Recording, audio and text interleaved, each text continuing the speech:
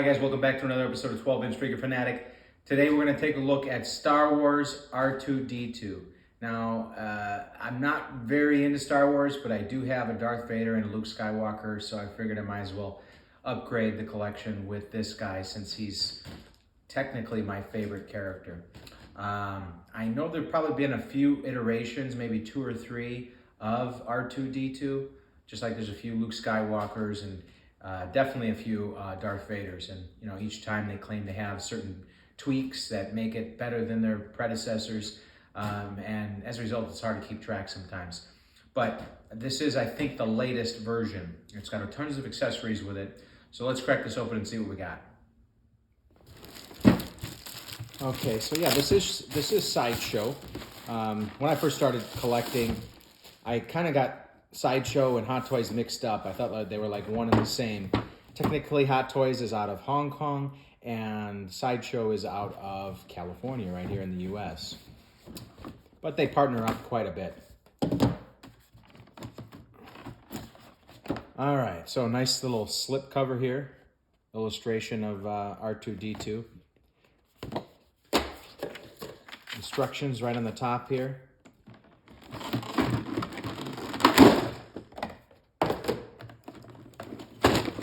Here he is in all his glory. All right, so it's very nicely weathered.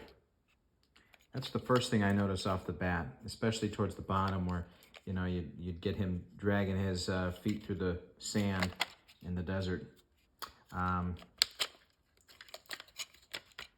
Looks like this comes out, yep.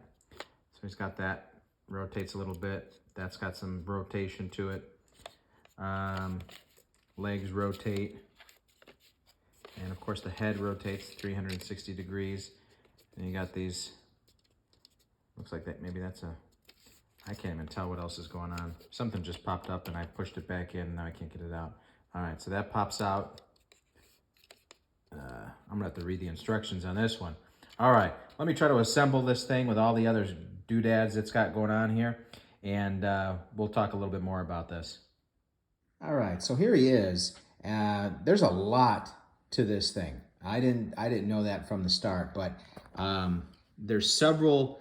I opened up all the doors that I could find, and the instructions are kind of hazy, but essentially you're supposed to use the lightsaber to open the doors because they were very challenging to kind of wiggle open, but apparently they're magnetic reactive. So there's supposed to be a magnet at the end of the lightsaber, and you open it using the lightsaber. But the magnet is so weak that it just doesn't do anything at all. And these two things were especially challenging to open up because there's no lip. There's no spring action to them. Same thing with this panel here. It was actually pushed in a little bit, so it was very challenging to open. But as you can see, there's a lot of functionality to this thing. The panels open up and reveal details inside. The lights not only light up, but they also shift. Same thing with the panel on the back here. And right here. Very cool. And then there's this thing's kind of awkward. So this opens up and it's supposed to pop out, but it just kind of dangles there. It doesn't spring up. So that's one thing. The next thing, probably the most challenging thing, according to the instructions, you're supposed to push this down and shift it to the side, and you drop the lightsaber inside of it. And that's where it gets stored. But when the thing pops back, sometimes it stays like this, so it's not fully flipped up, and you got to play with it a little bit. So that's a little weird. The lightsaber does work well on this part. So as you can see, you can pull it out like so. As far as turning this thing on, what's really cool is there's a switch on the bottom, a master switch, and the battery compartment as well. But if you close it on top here, let's see, there's a way to close it.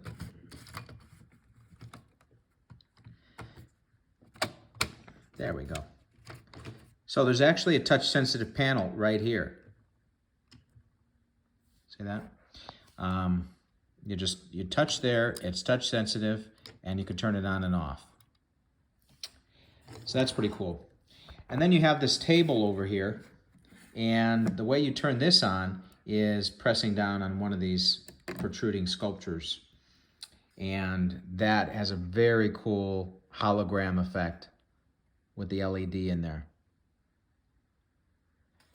And then the battery compartment is on the bottom. So that's pretty cool.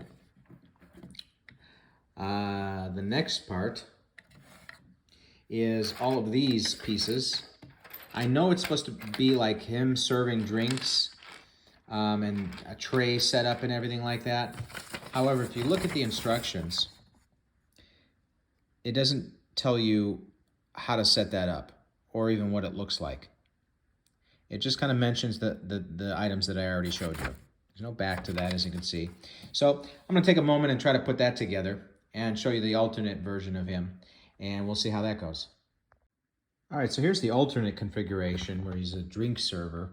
I did eventually figure it out, and it was pretty easy, actually. These panels just fit together on here. It's 3 panels, these 2 right here, and then this top tray, and then, of course, the glasses. And the glasses do fit quite snugly in the slots so that, you don't have to worry about them tumbling over. And I do like the look of the liquid in there. It's very nice. And then there's also some rotation on this, so that at each of the joints, they do rotate.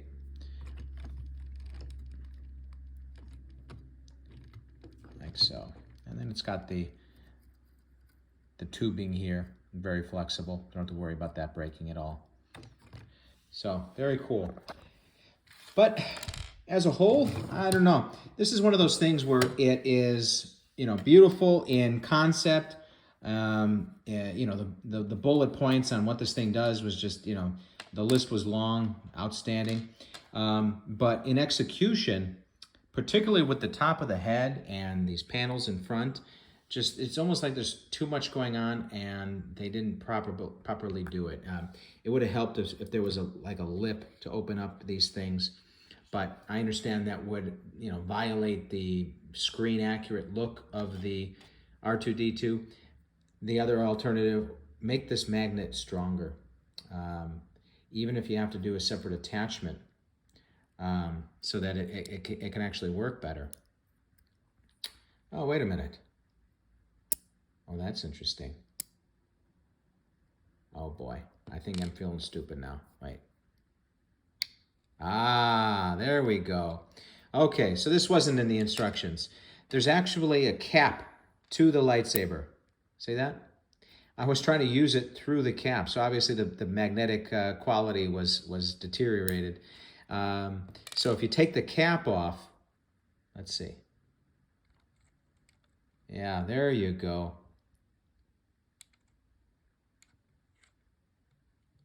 Bingo. Okay, so I take that back. Sorry, Sideshow, you did a good job. The magnet is strong enough on here. You've just got to make sure that you remove this cap off of it. So I'm glad I did that before I gave my final score. Let's see, scale of 1 to 10. I'm going to give it a 9.5. All right. The only thing I'm taking points off for actually is the lack of instructions for the other configuration with the tray and everything. They should have at least included, if not a full description, at least an illustration. That's pretty much it. I'm going to add this to my Darth Vader and Luke Skywalker and see how that looks. See you next time, guys.